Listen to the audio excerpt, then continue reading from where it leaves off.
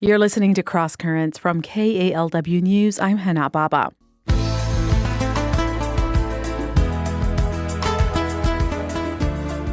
This summer marks the 20th anniversary of Supernatural, Santana's wildly successful Grammy-winning 1999 album, which has become one of the best-selling albums of all time. One of the singers on that album was Tony Lindsay, Santana's lead singer from the early 90s to 2015. He continues to perform regularly at clubs throughout the Bay Area, and he recently stopped by KALW for this edition of Bay Area Beats. He shares what it means to be part of the Santana legacy and why he doesn't plan on retiring anytime soon. My name is Tony Lindsay. I was born and raised back in Kingston, New York. Come on!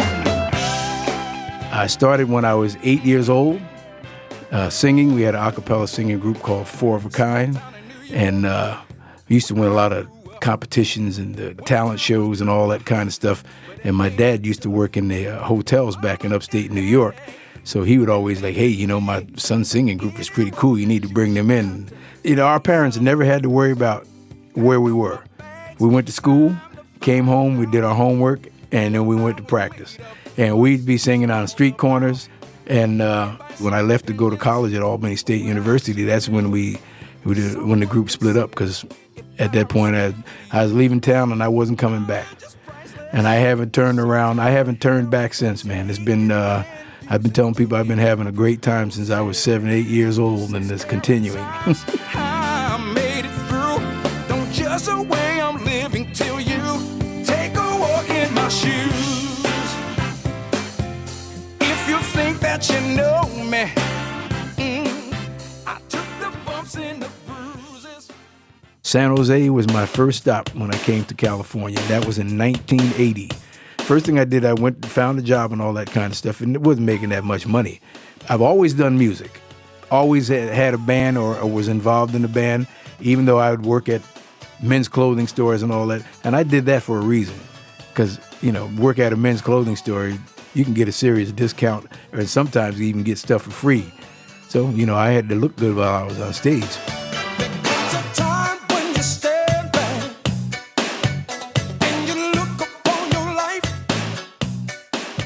Back then, there were music venues, live music venues all over the place, man. I mean, the Bay Area was just full of them. I was out every night of the week, checking out new clubs. I'd drive to San Francisco.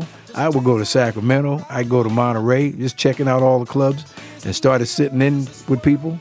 And that's how I made my connections. Next thing you know, boom, things started taking off.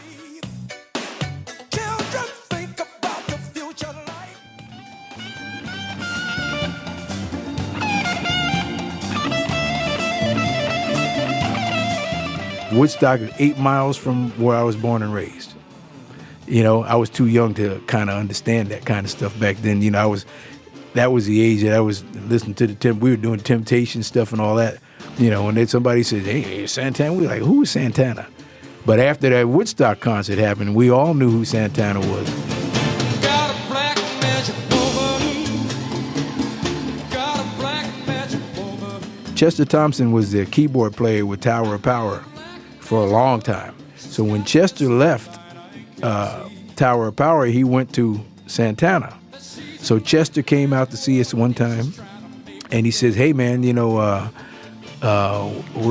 on break now from Santana thing. He said, but Santana's looking for a new vocalist, and, if you want me to throw your name in the pot, I'd be happy to do it. They sent me a tape of about 4 songs for the audition. We got through 2 songs, and Carlos said, I'm cool, I don't need to hear anymore. So I actually kind of took it that, well, maybe he didn't dig it. Got home later that night, and there had to be at least 12 or 13 voice messages on my answering machine with Kevin Chisholm, the manager at the time for Santana. Hey, man, Carlos really likes you, man. Call us back. And then there'd be another one. Hey, man, are you going to call us back or what? He wants to know if you want to do the gig. So I finally called him back that night, and that was it. The rest was history.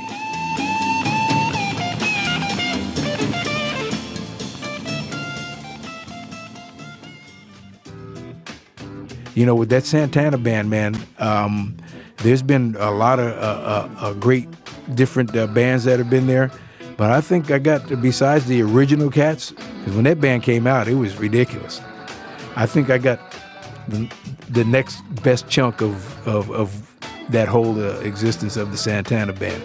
And I'm glad I was in there when I was there, because I'm a part of Supernatural.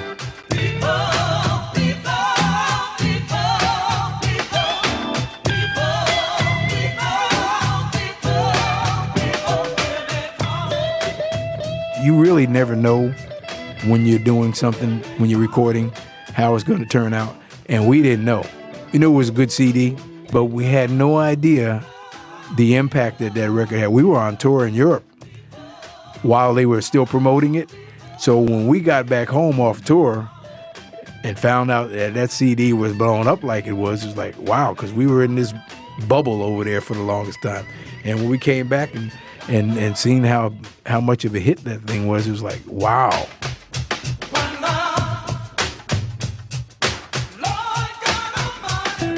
We got 11 Grammys for that, and I got all 11 of them at my house. Not only we got 11 Grammys, we got an American Music Award, we got the BAMIs Award, we got so many awards that year. It was crazy, man. Being a part of that Santana legacy now, it's part of history now. That's something that's written in stone. So it's really cool being a part of that, because people connect me with that Santana band. You can't. The disconnection is not going to happen at this point. And I got a lot of fans all over the world too. I always thank Carlos about that. Thanks for sharing your audience with me, because for me to know and say that I was a part of the Santana band for 25 years, man, that's big stuff, man. Big stuff.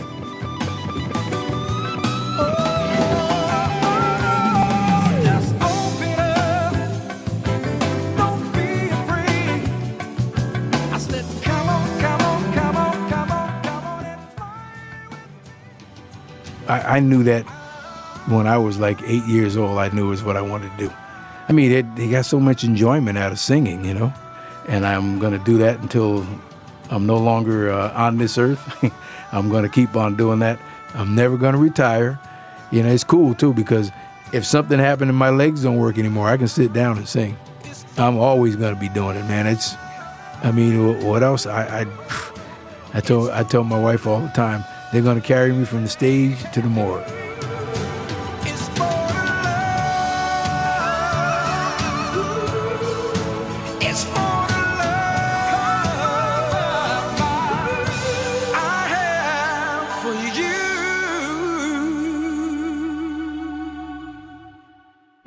That was former Santana lead singer Tony Lindsay. His new album, called Something Beautiful, is available now.